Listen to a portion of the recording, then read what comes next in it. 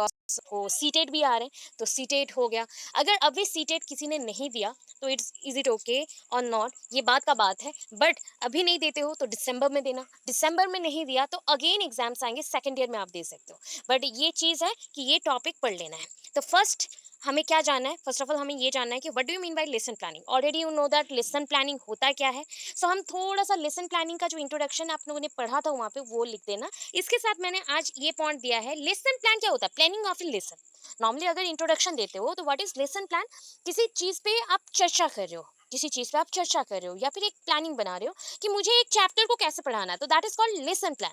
तो lesson plan को Goods ने, गुड्स कौन है, एक एजुकेशनिस्ट है, इन्होंने डिफाइन किया lesson plan as outline of the important points of a lesson arranged in the order in which they are to be presented to students by the teacher. अच्छा मुझे बता दो, लेसन प्लान कौन बनाएगा, कौन प्रिपेयर करेगा, कौन प्रिपेयर करेगा, टीचर और स्टूडेंट्स, टीचर और स्टूडेंट्स, टीचर। अच्छा टीचर क्यों प्रिपेयर करेंगे, to present a topic, teacher present करेंगे किसको, स्टूडेंट्स को। सो जैसे कि ना आपको मुझे पढ़ाना है, ठीक है, आपको मुझे पढ़ाना है, तो मैं पढ़ाने के लिए क्या करती हूँ, before enter to the class मैं प्रिपेयर करती हूँ, क्लास को मैं प्रिपेयर करती हूँ कि मुझे आज इस टॉपिक पे बातचीत करना है या इस टॉपिक को प्रेजेंट करना है, तो that is called lesson plan. Lesson plan से पहले हम क्या करते थे, नॉर्मली डिक्टेशन मेथड के थ्रू कोई भी चीज पढ़ाते थे, because there is no book, कुछ बुक्स ही नहीं थे, एंड कोई आइडियाज प्रॉपरली बच्चों तक नहीं पहुंच पाता था, जितने बच्चे सुनते थे उतना ही याद रखते थे। बट अभी का कंसेप्ट ये है कि before going to the classroom और enter into the classroom you have to prepare ये lot about the related topic. तो रिलेटेड टॉपिक के ऊपर हमें पूरा प्लानिंग करना पड़ता है। सो इंपॉर्टेंट पॉइंट्स को हम अरेंज करेंगे। अच्छा मैं पूरे लेसन को एट ए टाइम पढ़ा सकती हूँ क्या, पूरे लेसन को, बहुत बड़ा लेसन है, पढ़ा सकती हूँ, नो। तो इसलिए ना पॉइंट्स को हमें अरेंज करना पड़ता है, तो इसके क्या बोलते हैं, की टर्म्स अरेंजमेंट और की वर्ड्स अरेंजमेंट। मतलब जो जो पॉइंट्स इंपॉर्टेंट है उसको बस हम मार्क करेंगे, उसको मार्क करेंगे एंड उसी के अकॉर्डिंग लेसन प्लान्स को बनाएंगे, सो दैट जब मुझे क्लासरूम में प्रेजेंट करना रहे तो उसी पॉइंट्स को लेके मैं एलैबोरेट फॉर्म में, बड़े फॉर्म में, संक्षिप्त नहीं, दीर्घ उत्तरामूलक जैसे होता है ना बड़ा करके, तो बड़ा करके एलैबोरेट और एक्सप्लेनिंग फॉर्मेशन में मैं दे सकती हूँ। सो आउटलाइन, किसी चीज का अगर फ्रेम बनाते हो तो आउटलाइन देते हो। जैसे एक बच्चे को बॉल बनाना है तो मैंने ना बॉल का आउटलाइन दे दिया, ठीक है, ऐसा कुछ एक सर्कल होगा, यहाँ पे ऐसा कुछ डिजाइन होगा, ऐसे करके बताना है, बच्चा अभी जोड़ते जाएगा एंड ये एक बॉल का शेप ले लेगा, बॉल का शेप बन जाएगा, तो ऐसा हो गया आउटलाइन। तो लेसन का भी एक आउटलाइन होता है, उस आउटलाइन को टीचर्स बनाते हैं इंपॉर्टेंट वर्ड्स और पॉइंट्स के अकॉर्डिंग। उसी के अरेंजमेंट से टीचर क्या करते हैं ना, स्टूडेंट के सामने प्रेजेंट करते हैं टॉपिक्स को।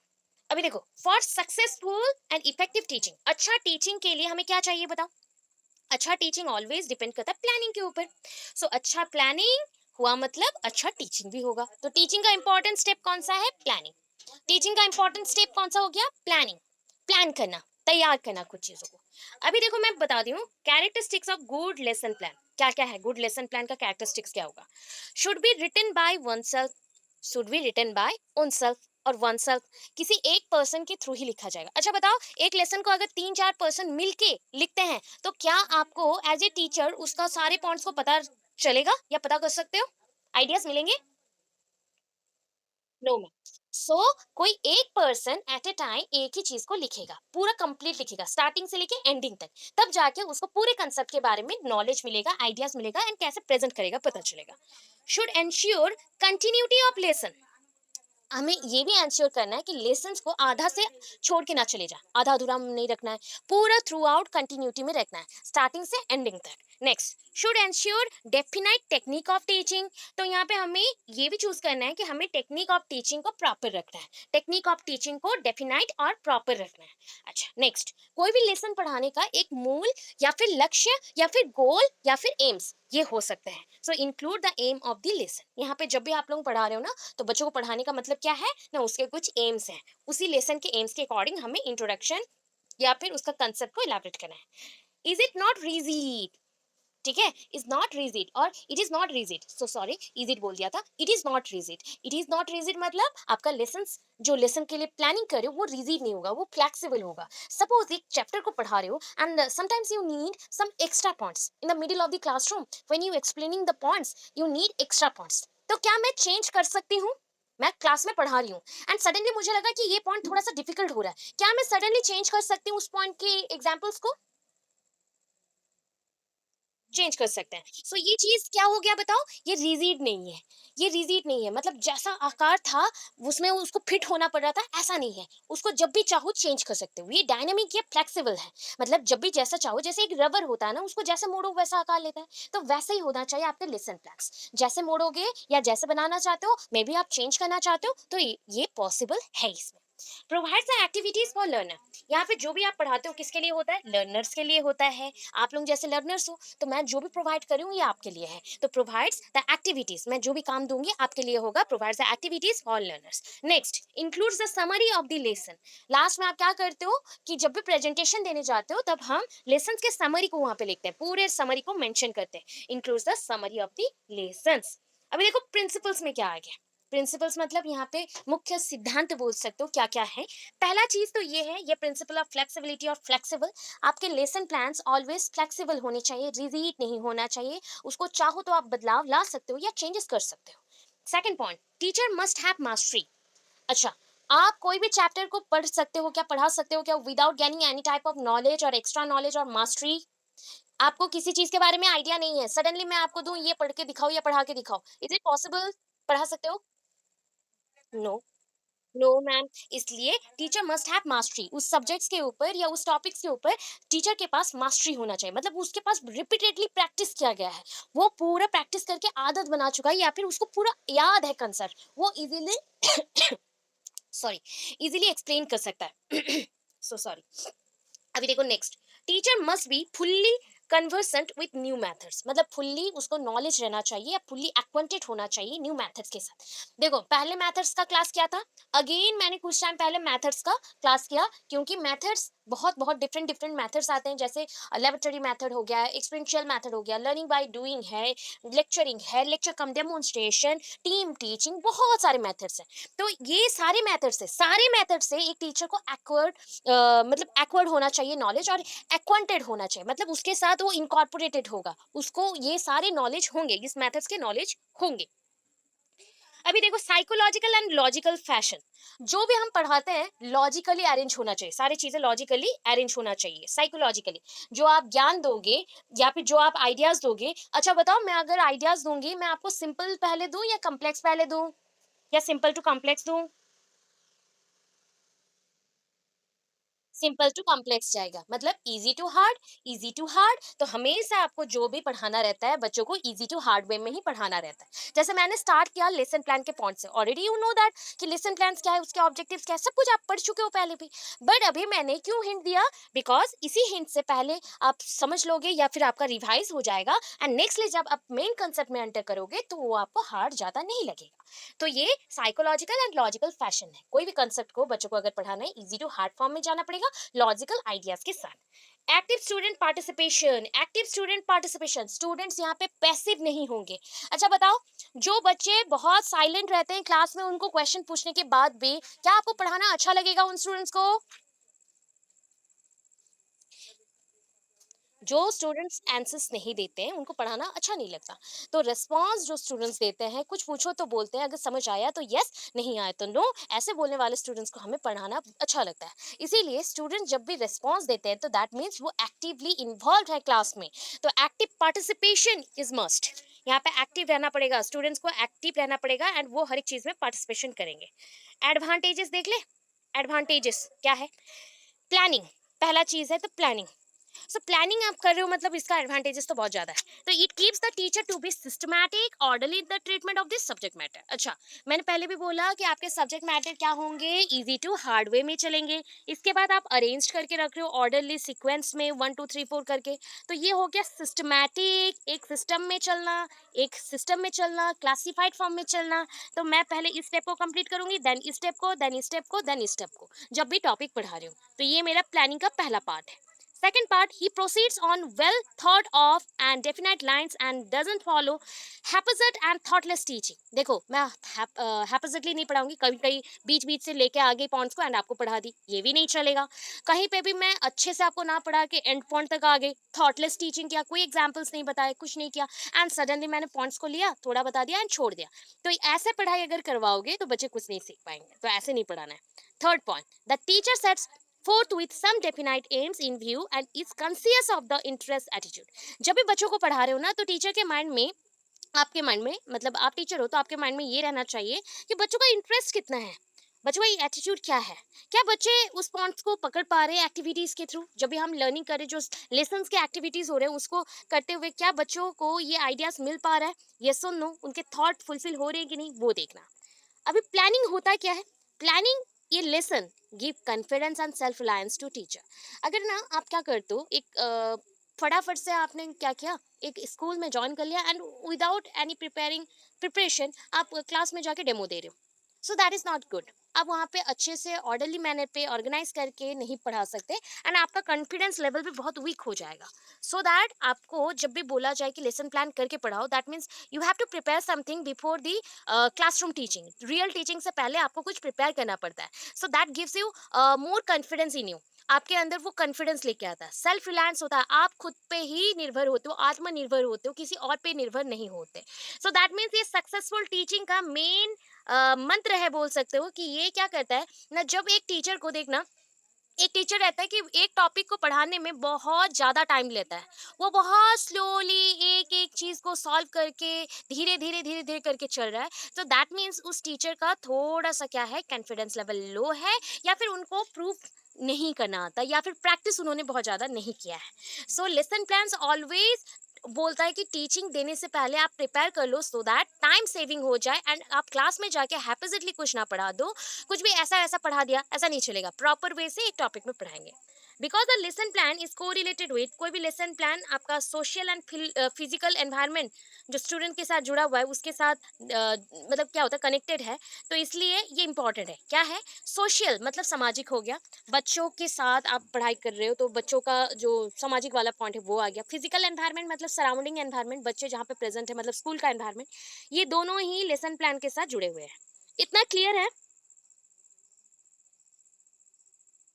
Book, okay. अभी देखो क्या क्या स्टेप्स है, अभी कौन सा स्टेप्स आ रहा है बताओ। इतना तो नॉर्मल था, लेसन प्लान में पढ़े हो उतना नॉर्मल दिया मैंने। अभी आता है हवर्टियन स्टेप्स, हवर्टियन अप्रोच बोल सकते हैं, हवर्टियन स्टेप्स बोल सकते हैं।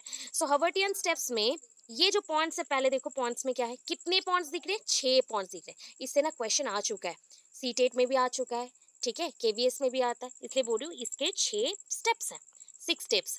तो ये जो 6 स्टेप्स हैं इसको हमें याद रखना है। कैसे याद रखोगे, तो पहले हम P square C G A R, P square C G A R, और इसी सीक्वेंस में याद रखना है, P square C G A are.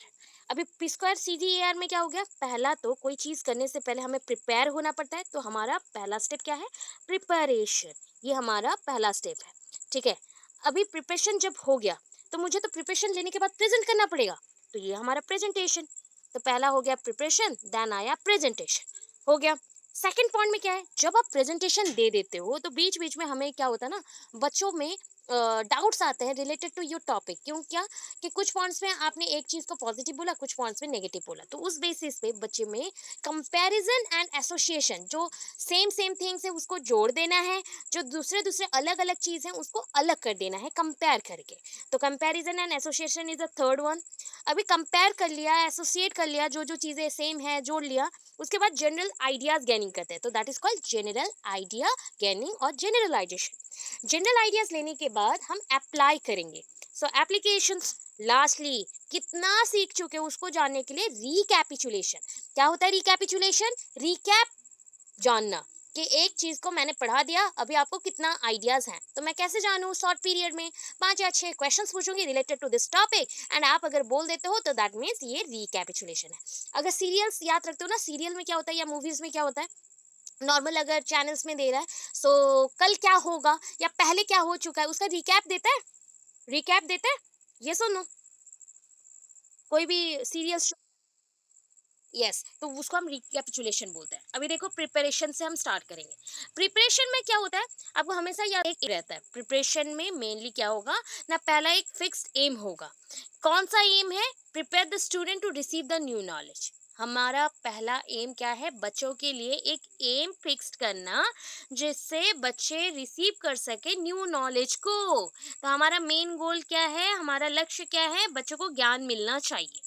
So knowledge क्या होता है ना, नॉलेज हमेशा बोलो, नॉलेज डिफरेंट टाइप ऑफ होता है या एक नॉलेज दूसरे नॉलेज से जुड़ा हुआ होता है? K1 linked with K2 linked with K3 and so on. बोलो कौन सा होगा? नॉलेज डिफरेंट होता है या फिर नॉलेज जुड़े हुए होते हैं, कनेक्टेड होते हैं?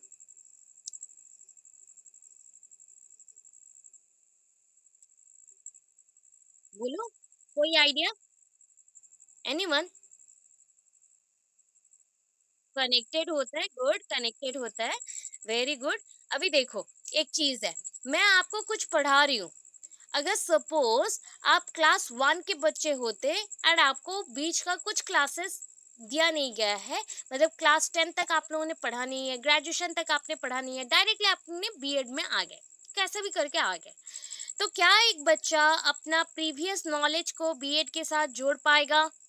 Is it possible? No ma'am. So that means हमारा जो नॉलेज है, एवरी क्लास में हमें जो नॉलेज मिलता है वो कनेक्टेड है, लिंक्ड है। सो ये आपका, अगर suppose this one is the new knowledge, तो इसको क्या बोलोगे? Previous knowledge. क्या? Previous knowledge. ठीक है, ये आपका प्रीवियस नॉलेज है।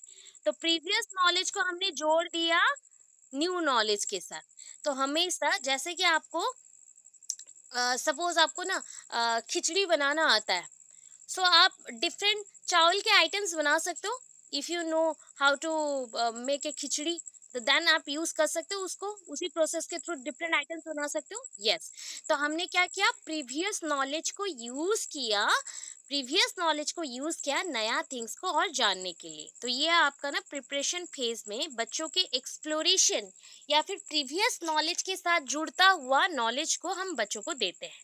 तो इसमें बच्चे डिफरेंट टाइप ऑफ स्किल सीखते हैं, उनमें लीडिंग कैपेसिटीज आता है, बच्चे का जो रिक्वायरमेंट है नॉलेज का वो कंप्लीट होने के लिए हम ट्राई करते हैं, जो कि पहले से ही इनकम्प्लीट दिख रहा था उसको कंप्लीट करना चाहते हैं। सो ये कैसा होता है, पहले तो बच्चों का ना प्रीवियस नॉलेज अज्यूम्ड करना पड़ेगा कि बच्चे पहले कितना सीख चुके हैं। उसके बाद क्लास में क्या करना पड़ेगा, इंट्रोड्यूस करना पड़ेगा टॉपिक्स को, नॉर्मल लेसन प्लान्स के अकॉर्डिंग जैसा होता था वैसे ही है, अनाउंसमेंट ऑफ द टॉपिक जो हो रहा था यहाँ पे इंट्रोड्यूस किया लेसन को। आफ्टर दैट हम आस्किंग करेंगे बहुत सारे क्वेश्चंस को, by asking questions that may reveal their ignorance. क्यों आप इस कंसेप्ट में ध्यान नहीं दे रहे हो, क्यों आपका इंटरेस्ट नहीं बढ़ा, क्यूरियोसिटी नहीं बढ़ा, तो उसके लिए बच्चों को कुछ क्वेश्चंस पूछे जाते हैं जैसे कि उनका अटेंशन हमारे तरफ आ जाए। अभी देखो क्या क्या यूज करेंगे, जैसे कि through the use of chart, maps and pictures हम लोग लेसन्स को प्रेजेंट करेंगे। आफ्टर दैट यहाँ पे जब भी एक टीचर पढ़ाता है वो बहुत ज़्यादा स्किलफुल होता है या एक्सपीरियंस लिया रहता है, तो through skilful conversation it should be noted that this step should not in any case take more than 5 minutes। ये बोला गया, ये जो आपका है ना प्रीवियस नॉलेज अज्यूम्ड या उसके लिए जो हम लोग क्वेश्चंस पूछते हैं, ये ना 5 मिनट से ज़्यादा नहीं जाता। इसका लास्टिंग पीरियड है 5 मिनट। अभी पहला पॉइंट तो हो गया हमारा जहाँ पे प्रिपरेशन होता है। अभी प्रिपरेशन के बाद हम चलेंगे प्रेजेंटेशन में। हम प्रेजेंट करना चाहते हैं सब्जेक्ट मैटर को, अभी तैयार करेंगे। तो before presentation of subject matter, तो हमें ना पहले लेसन का एम्स क्या है वो फिक्स करना पड़ेगा कि एक टीचर एंड स्टूडेंट्स को कैसे एंगेज रहना एक ही टॉपिक पे, उसके लिए तैयार करना पड़ेगा। ओके, नेक्स्ट में चलते हैं। सो यहाँ पे प्रेजेंटेशन में क्या होता है ना, बच्चों को ऑलवेज आपका टॉपिक ऐसा होना चाहिए कि न्यू नॉलेज उससे मिले, बच्चे एक्टिवली आपके क्लास में प्रेजेंट रहे and they gain various type of knowledge about teaching learning process और एनी सब्जेक्ट। ठीक है, यहाँ पे ये हमारा हो गया पॉइंट्स। अभी बोलो आपको मैं क्या क्या यूज कर सकती हूँ।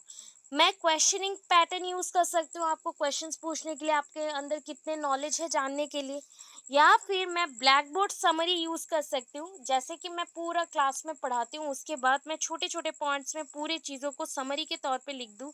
यहाँ पे मैंने जो पढ़ाया उसको मैं समरी के तौर पे लिख दूँ, तो that is called black board summary. मतलब हमारा जो भी व्याख्यांश होगा वो आपके सब्जेक्ट के ऊपर होगा, पूरे ब्लैक बोर्ड में लिखा जाएगा। इसके बाद आता है कंपैरिजन एंड एसोसिएशन का पॉइंट। कंपैरिजन एंड एसोसिएशन कब होता है? जो सिमिलर टाइप के थिंग्स होते हैं, जो एग्जांपल्स के तौर पे देखे जाते हैं एंड वो सारे सेम सेम लगते हैं, तो दैट इज कॉल्ड एसोसिएशन, जोड़ना। ठीक है। अच्छा, अब मुझे बताओ, आप अपने कजिन्स को जोड़ोगे या फिर आप अपने फ्रेंड सर्कल्स को जोड़ोगे? किसको जोड़ोगे? किसके अंदर ज्यादा रिलेशनशिप स्ट्रांग है, बताओ? कजिन्स में। तो ऑलवेज होता है कि जो सिमिलर थिंग्स होते हैं, एग्जांपल्स जिसे प्रूव कर सकता है, उन चीजों को हम एसोसिएट करते हैं, जोड़ते हैं, एसोसिएट करते हैं। कंपेयर कहाँ पे करते हैं? दो चीजों में अंतर क्या है जानने के लिए with examples, that is comparison. तो कुछ सिंपल सा एग्जांपल दिए जाएंगे जहाँ पे बच्चों को फैक्ट्स के बारे में, एग्जांपल्स के बारे में, डेफिनेशन के बारे में पूछे जाएंगे। इससे पता चलेगा कि बच्चों के अंदर आइडियाज कितने हैं एंड कौन सी चीजों को वो ग्रुप करे, कौन सी चीजों को वो छोड़ रहे हैं। अभी देखो जनरलाइजेशन, जब भी जनरलाइजेशन होता है, जितना भी मैंने आपको पढ़ाया उससे कुछ आपका जनरल आइडिया मिला। जैसे आपको कुरुक्षेत्र के बारे में जानना था, आपको मैंने आइडियाज दिए, बहुत सारे इंपॉर्टेंट थिंग्स बताए, तो अभी आपको एग्जाम के रिलेटेड कुछ आइडिया मिला? यस और नो? कुछ आइडिया मिला? तो that is called general idea. Okay. उसको हम क्या बोल सकते हैं? जनरल आइडिया और general knowledge. General knowledge about this exam और दैट एग्जाम, कुछ भी आपका हो सकता है। तो जब हमारा लेसन प्लान्स के इतने पॉइंट्स कवर हो चुके हैं, तो ये जो स्टेप आया, ये रिफ्लेक्टिव थिंकिंग वाला स्टेप है। रिफ्लेक्टिव थिंकिंग, मैं आपको अपने टीचिंग पॉइंट्स दे रही हूँ। सो मैं आपको अपने टीचिंग पॉइंट्स दे रही हूँ, तो दैट इज कॉल्ड रिफ्लेक्शन। अभी जितना भी चीज हो रहा है ना, आपका आंसर्स भी होगा। अच्छा, कहीं ना कहीं मेरे आंसर्स के कुछ टच होंगे कि नहीं आपके आंसर्स में? पैटर्न या टच? यस। तो that reflective, that is called reflective. मैं आप में ऐसे आइडियाज को डाल रही हूँ जैसे कि आप उससे और 10 आइडियाज निकाल सको, तो दैट इज कॉल्ड रिफ्लेक्शन। ठीक है, आप मेरे आइडियाज को भी ले रहे हो और भी 10 आइडियाज को जनरेट करो, that is called reflective thinking. So इस मेथड के थ्रू जब आपको जनरल आइडियाज मिलते हैं, सिस्टमैटिक फॉर्मूलाज मिलते हैं, लॉज सारे अरेंज हो गए, सिंपल टू कॉम्प्लेक्स थिंग्स में सब कुछ जा रहे हैं, तो ये रिफ्लेक्टिव थिंकिंग के वजह से होता है। मतलब हम लोग बोल सकते हैं ऑल टोटल में जो चीजें आप पढ़ा रहे हो ये इंक्वायरी बेस्ड है। नॉलेज जितने भी बच्चों को मिल रहा है वो इंक्वायरी बेस्ड है। हो गया। अभी सोचो मैंने आपको सारा नॉलेज दे दिया, अब क्या करोगे? उसको यूज करना सीखेंगे भाई। So at this stage students make use of acquired knowledge. जो नॉलेज उनको मिला है, एक्वायर करना मतलब ग्रहण, आपने जो ग्रहण किया है उस नॉलेज को आप क्या करते हो, उसी टाइप का सिचुएशन जब भी आए, फेमिलियर सिचुएशन या उसी टाइप का सिचुएशन जब आए, अब उसी में यूज करोगे। तो ये नॉलेज अगर बार बार यूज होता रहे तो ये परमानेंट हो जाएगा। परमानेंट हो जाएगा। यस और नो? Yes ma'am. मतलब बार बार रिपीटेशन कोई चीज हो जाता है ना, वो चीज परमानेंट हो जाता है। तो ये परमानेंटली आपके पास रह गया। इसके बाद नेक्स्ट देखो, आपके माइंड में तो ये फिक्स हो गया। इसके बाद चले आगे चलते हैं। अभी नेक्स्ट पॉइंट है रिकैपिचुलेशन। सोचो, this is the last step जहां पे मैंने आपको सब कुछ पढ़ा दिया। इसके बाद मैं क्या करूंगी? आपने एक कंसेप्ट को मैंने जो पढ़ाया था कितना समझते हो, कितना समझ चुके हो, उसे जानना है। So I need to some question, I need some question to ask you, I need some question to ask you, I need to examine you. So मुझे आपको एग्जामिन करना है, परीक्षा करना है, परीक्षण विधि में डालना है कि आप कितना सीखे हो, क्या मेरा पढ़ाना फ्रूटफुल हुआ है, क्या आप सीख पाए हो, उससे जानना है। तो हम रिकैपिचुलेशन करेंगे। तो जो सब्जेक्ट मैटर मैंने आपको पढ़ा दिया, उसी के बेसिस पे, उसी ज्ञान के बेसिस पे मैं आपको कुछ क्वेश्चंस पूछूंगी, आपने कितना समझा है। ठीक है। सो टॉपिक के अकॉर्डिंग स्टूडेंट्स को टीचर क्वेश्चंस पूछेंगे एंड अदर इफेक्टिव मेथड्स भी आप यूज कर सकते हो सक्सेसफुल होने के लिए। ठीक है, इतना क्लियर है? क्लियर है? यस और नो? देखो, पहला स्टेज, यस गुड, तो पहला स्टेज हमारा था, बोलो, प्रिपरेशन होगा या प्रेजेंटेशन? कौन सा पहला स्टेप है? First step preparation, very good. Second one presentation. देखो, अभी मेरे पास था क्या, पी स्क्वायर खत्म हो गया, अभी क्या आया, C G A R, C G A R, C G A R, C for comparison and association, comparison and association, हो गया, कंपैरिजन एसोसिएशन। अभी नेक्स्ट में आया G, G for, G for generalization. अभी देखो, जी फॉर गधा, जी फॉर गोट, कुछ याद मत करना, अच्छे से माइंड में रखना, जनरलाइजेशन। अभी देखो, जी खत्म हो गया, अभी क्या है, ए आर है, ए एंड आर है, बोलो ए से क्या होगा, अब क्या आएगा बताओ? एप्लीकेशन, अप्लाई करेंगे हम, अप्लाई करेंगे, जितना नॉलेज मिल चुका है उतना अप्लाई करेंगे, and the last one, last one recapitulation. देखो, अभी आपको मैं एक एग्जांपल देती हूँ, यहाँ पे मेरे नाम से आप ना डाउट में मत आना, मैं मिसेस नहीं हूँ यहाँ पे, ठीक है, किसी और का एग्जाम्पल है, मैंने बहुत ढूंढा ढूंढा ढूंढा एंड मुझे मिल गया, इतना शॉर्ट पीरियड में बनाना पड़ा, इसलिए किसी बच्चे को मंगवाई एंड बनाई, तो मैं मिसेस नहीं हूँ। देखो, इतना आपको हिंट दे रही हूँ हंसाने के लिए, कि आप लोग स्ट्रेसफुल मत पढ़ना कभी भी, आप स्ट्रेस फ्री होके पढ़ो, पढ़ाई करना है मतलब स्ट्रेस फ्री पढ़ना है। किसी चीज को, जैसे आप देखते हो, टीवी देखते हो ना, टीवी कितना फ्री होके देखते हो, एंड उससे देखना, जब फ्री होके देखते हो चीजों को एंड समझते हो उसको, तो आपका ना 90% रिटेंशन हो जाता है माइंड में। तो टेंशन फ्री होके पढ़ना, एक चीज को ध्यान से पढ़ना, 2 बार, एक चीज है, आपको मैं 2 हिंट देती हूँ, ठीक है, ए एंड बी, 2 कंडीशन दूंगी, मैं हमेशा कंडीशंस देती हूँ आपको, आपको फर्दर पढ़ना है ना बहुत कुछ। तो एक कंडीशन में मैंने बोला, तुमको 2 घंटे के अंदर पढ़ाई करना है एंड 2 घंटे में एक चैप्टर पूरा कंप्लीट करना है, एंड कल आपका एग्जाम नहीं है, 10 दिन के बाद एग्जाम है, तुम चाहो तो बाद में फिर से पढ़ सकते हो। तो ये अच्छा रहेगा, या सेकंड ऑप्शन मैं आपको दे रही हूँ, 10 दिन के बाद एग्जाम है एंड आप एक एक पेज को समझ समझ के टाइम लगा के 1 घंटा में नहीं खत्म किया आपने, टाइम लिया, 3-4 दिन में खत्म किया, तो कौन सा चीज सही रहेगा बताओ, कौन सा आपको सही, सेकंड वन। तो समझो, इसमें बी वाले में जो हमने किया उसमें मुझे 90% याद रहेगा एंड वो भी लॉन्ग टर्म के लिए, मैं भूलूंगी नहीं। ए वाला में क्या होगा, मैंने ये हिम्मत जुटा लिया कि मुझे 1 घंटा में सिर्फ रीडिंग मारना है, क्योंकि 1 घंटा में पूरा चैप्टर करना इम्पॉसिबल है, तो मैं रीडिंग मार के छोड़ दी।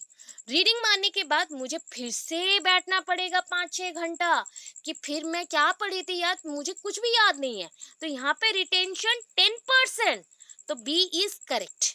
तो बी वाला कंडीशन आपको अभी चूज करना है, आपके पास सफिशिएंट टाइम है, 2 महीने का टाइम है, 2 महीने में डर डर के नहीं पढ़ना है, टेंशन होके नहीं पढ़ना है, अरे नहीं किया, कुछ नहीं पढ़ा। अभी कोई एक क्या, बहुत सारे स्टूडेंट्स होंगे जिनके पास नोट्स अवेलेबल नहीं है, कोई प्रॉब्लम नहीं, नोट्स कलेक्ट करो, देखो पीए डिटेलिंग है, एंड आप लोगों को मैं बोल रही हूँ बार बार, फ्रेंडशिप कर लो, क्योंकि मैं बिजी रहती हूँ, तो आप लोग एक दूसरे को हेल्प करके नोट्स कलेक्ट कर सकते हो। एंड एक और एक चीज, पढ़ाई बांटने से बढ़ता है, आइडियाज मिलते हैं, न्यू थिंग्स जानने को मिलता है।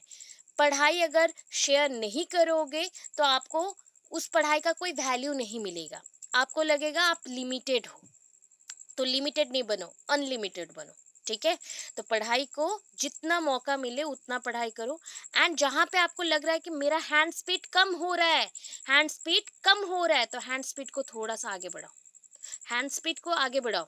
अगर आप बोलोगे एग्जाम्स के पहले आपका 1-2 दिन, मैं दो जो जो पेपर में क्या होता है फेल होते हैं वो बैक पेपर लगता है, उस पेपर का मैं पूरा एग्जाम कर लूंगी, अगर आप लोग बोलोगे मैं एग्जाम भी ले लूंगी, ठीक है, होगा अभी, कॉन्फिडेंट हो, कॉन्फिडेंट हो कि नहीं, प्रिपेयर कर सकते हैं 2 महीने में, हो जाए बस, बस पढ़ाई करना है, एवरी डे 6 से 7 घंटा पढ़ो, एवरी डे, ज्यादा नहीं पढ़ना है, 6 से 7 घंटा मिनिमम पढ़ सकते हैं। नोट्स नहीं बना है, फोल्डर में सेव कर लो, वहां से देख के एट ए टाइम पढ़ के शॉर्टकट माइंड मैप्स बना लो, बस हो गया। उतना पढ़ा इनफ है, एग्जाम हॉल में आप सेंटेंस मेकिंग जानते हो, इंग्लिश लिख सकते हो, ये माइंड में रखना। ये आज का आपका मोटिवेशन था। अभी चलो यहाँ पे आते हैं हमारे एग्जाम्पल में। तो एक बेसलाइन डाटा दे रही हूँ, मतलब आइडियाज दे रही हूँ, एक एग्जाम्पल दे रही हूँ, जैसे कि इसको लिखने का थोड़ा सा स्टाइल अलग होता है as compare to normal lesson plan. इसको लिखने का स्टाइल थोड़ा सा अलग है। क्या है? पहला स्टार्टिंग हम करेंगे कहाँ से? देखो, पहला स्टार्टिंग है name of the student, student teacher, sorry, name of the student teacher. अच्छा, किसका नाम लिखोगे बताओ यहाँ पे? अपना नाम, ठीक है? स्टूडेंट टीचर अपना नाम लिखना है। तो यहाँ पे मैंने जैसे लिख दिया अपना नाम नंदिनी प्रियदर्शनी दास, ठीक है? एनपी दास मैंने यहाँ पे मेंशन किया। अभी नेम ऑफ द सब्जेक्ट, जो सब्जेक्ट आपको पढ़ाना है, यहाँ पे सब्जेक्ट एक मेंशन है कम्युनिटी हेल्थ नर्सिंग। तो ये नर्सिंग का मुझे मिला था, तो यहाँ पे नर्सिंग का नहीं डालना है। आपका कोई भी एक टॉपिक आप डाल सकते हो, जैसे नॉर्मल लेसन प्लान में आप डालते हो वैसे, ठीक है? जस्ट लाइक मैंने यहाँ पे हार्ट डिजीज और वाटर पोल्यूशन, कोई भी एक टॉपिक मैंने डाल दिया। सो एक मेन चीज है, ये जो वाटर पोल्यूशन है, यहाँ पे मैंने एज अ सब्जेक्ट इसको लिखा है। तो सब्जेक्ट के बेसिस पे यहाँ पे मैं लिख सकती हूँ ईवीएस, ठीक है? एंड टॉपिक के अकॉर्डिंग मैंने लिख दिया वाटर पोल्यूशन या पोल्यूशन चैप्टर, पोल्यूशन चैप्टर, ठीक है? क्लास क्या है? यहाँ पे BSc nursing second year mention है। तो आपका जो क्लास है that is BEd first year, BEd first year. Semester है जिनका BEd first year first semester. अभी देखो डेट, जिस डेट में एग्जाम होगा, जिस डेट में एग्जाम होगा उसी डेट को मेंशन करना है। ये मोस्ट प्रोबेबली एएनयू बच्चों का मेंशन है सिलेबस में, बट आप लोगों का मेंशन नहीं है। बट हाँ, मैंने एक आध बुक में देखा कि इनकॉर्पोरेट हो रहा है, तो ये क्वेश्चन सारे पेडागोजीज में आ भी सकता है। ऐसा नहीं है कि कोई एक पेडागोजी में थोड़ा सा एक्स्ट्रा दिया है लेसन प्लान्स के अकॉर्डिंग तो ये आ नहीं सकता। ये अभी का लेसन प्लान्स में ये चल रहा है, तो उस लेसन प्लान के साथ थोड़ा सा इसको रिमेम्बर करना। अभी ड्यूरेशन कितना मिनट्स का होता है बताओ? हमारा क्लास कितने मिनट्स का होता है नॉर्मल क्लास में? 45, 45। आप 30 से 45 मिनट्स लिख सकते हो, यहाँ पे 30 से 45 मिनट्स लिख सकते हैं, ठीक है? अभी देखो मेथड्स ऑफ टीचिंग, कौन सा मेथड यूज किया? यहाँ पे लेक्चर एंड डिस्कशन लिखा गया। आप कोई भी मेथड ले सकते हो अपने टॉपिक के अकॉर्डिंग, जैसा आप प्रेजेंट करना चाहते हो। एवी एड्स मतलब ऑडियो विजुअल एड्स, तो जितना ऑडियो विजुअल एड्स आपने यूज किया है आप मेंशन करेंगे, just like white board, marker. तो ऑडियो विजुअल एड्स बोला गया है, तो आप यहाँ पे चार्ट पेपर, हैंडआउट्स और just like film strips, models, specimens और एन टाइप ऑफ मैगजीन्स और मूवी क्लिप्स, आप कुछ भी लिख सकते हो। नेम ऑफ द सुपरवाइजर है ये जो मेंशन नहीं करना है, हमें नहीं करना है। नेम ऑफ द सुपरवाइजर अभी मेंशन नहीं करना है, बिकॉज आपका कोई सुपरवाइजर मेंशन नहीं है, तो आप नहीं लिखेंगे, ठीक है?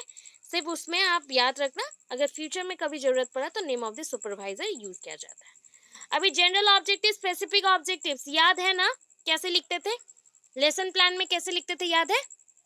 जनरल ऑब्जेक्टिव्स क्या मेंशन करोगे? जनरल ऑब्जेक्टिव्स में जो जनरल आइडियाज मिलते हैं। तो इस टॉपिक को अगर बच्चे पढ़ेंगे तो बच्चों को उस टॉपिक के अकॉर्डिंग नॉलेज मिलेगा। यस, एंड वो पॉजिटिवली क्या करेंगे? उसके मेरिट डिमेरिट्स को, इंपॉर्टेंस को समझेंगे एंड उसको अप्लाई करेंगे। तो जनरल ऑब्जेक्टिव्स में वही है।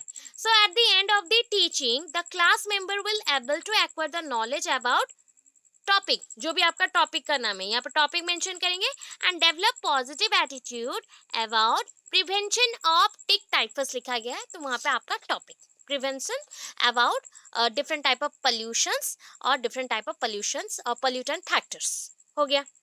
अभी नेक्स्ट चलते हैं स्पेसिफिक ऑब्जेक्टिव। स्पेसिफिक ऑब्जेक्टिव क्या जान सकते हो? याद है आपको Bloom's taxonomy? Bloom's taxonomy, Bloom's के कितने पॉइंट्स हैं? कितने पॉइंट्स हैं? 3, right? Pre cognitive, psychomotor, effective psychomotor. तो हम मेनली कौन सा लिखते थे बताओ लेसन प्लान्स में? कॉग्निटिव के पॉइंट्स, कॉग्निटिव के पॉइंट्स। हाँ, okay. Knowledge, understanding, synthesis, application skills, इतना ही लिखते थे। तो उसको जैसे मेंशन किया था उस लेसन प्लान में सेम मेंशन करोगे, ऐसे पॉइंट्स देने का कोई जरूरत नहीं है। हम थोड़ा अच्छा करें तो और बेटर है, तो वहां पे जो पॉइंट्स थे ना स्पेसिफिक ऑब्जेक्टिव्स में या जनरल ऑब्जेक्टिव्स के विद इन, तो आप वो लिख सकते हो, पूरा एग्जैक्टली लिख सकते हो। Knowledge student give about or student gain about the knowledge of about pollutions or different type of pollutants. They know about pollutions and its types and how to prevent it. Students get the knowledge about different type of बोल सकते हो devices which provokes और which controls. दो time में हो सकता है, एक कुछ व्हीकल्स होते हैं या कुछ डिवाइसेस होते हैं जैसे पोल्यूशंस को बढ़ाते हैं, एंड कुछ डिवाइसेस होते हैं जो कि कंट्रोल करते हैं, तो दोनों के पॉइंट्स को आप लिखेंगे। Students know about the different skills how to control the pollutions. तो मैंने आइडियाज दिया डिफरेंट पॉइंट्स में, जो आप लोग ऑलरेडी लेसन प्लान में पढ़ चुके हो, उसको यहाँ पे मेंशन कर देना, हो जाएगा। ठीक है, अभी देखो जो प्रेजेंटेशन होता है हमारा, जो वहाँ पे नाम था प्रेजेंटेशन का, यहाँ पे प्रेजेंटेशन के पॉइंट्स को चेंज करके कैसे लिखा गया है, देखो। ओके, 1 सेकेंड, चार्ज बिल्कुल नहीं है, 2% चार्ज में चल रहा है। 1 सेकेंड 1 सेकेंड, हो गया। देखो यहाँ पे पॉइंट क्या है कि यहाँ पे आपको एक टेबल बनाना पड़ता है, ठीक है। इस टेबल में आपको क्या मेंशन करना पड़ रहा है, 1 सेकेंड, हाँ चल रहा है।